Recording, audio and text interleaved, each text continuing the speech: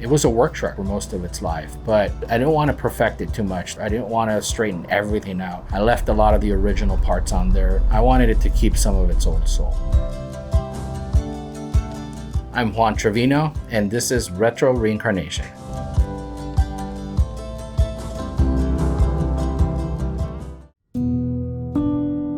I've always been into cars since I was a kid. I grew up in the 70s. My mother, she nourished that for me. She would buy me model car kits, car magazines. I grew up in Whittier, California. It certainly has its place in the map. Whittier has Whittier Boulevard, and Whittier Boulevard has always been famous for cruising. West of the 605 freeway, that's always been known for the lowrider.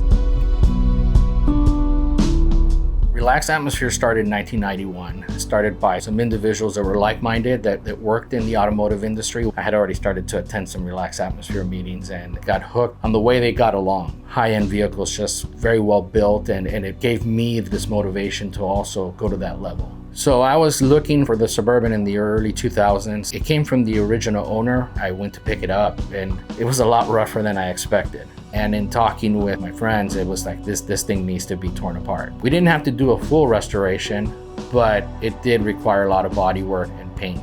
The Suburban is a 1965 model. It is considered the deluxe model. So it came with AC, it came with 4 sliding windows, 3rd row seating. I left a lot of the original parts on there. It came with some trinkets, got a Virgin Mary little statuette on the dash.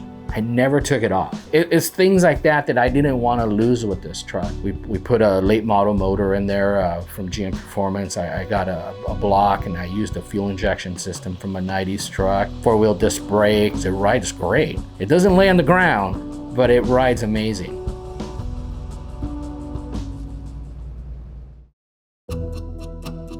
Our car club, Relaxed Atmosphere, had been hosting some charity events here in Southern California area. We were helping the Ronald McDonald House of Long Beach. Our booth was alongside UP Car Parts. I introduced myself, I introduced the club. I like to say a good relationship started from there, because there was quite a few of our vehicles that started to feature UP Car Parts. Upgrading the headlights was something definitely I was looking forward to. I knew that the UP Car Parts headlights were going to be brighter, they were going to last longer, and were not going to give me any issues when it came to installation, because it was very easy and plug and play. Another upgrade I wanted to do was the parking lights. UP Car Parts offers an LED parking light that's far superior than the conventional old style bulb. I was having issues with the bulbs getting hot and warping the lens. Just like the tail lights, it would also warp the parking light lens. We had to get a little creative with the tail lights. Try to explain to the folks at UP Car Parts that I needed the tail lights from their 58, 59 Apache. It's a round tail light that bolts right into the truck. We MacGyvered the housing. The rear of the housing had to get opened up a bit. I felt it was kind of cool that we got something that's off the shelf with some minor modifications to the taillight housing. We're able to now have sequential tail lights, turn signals. It looks fantastic.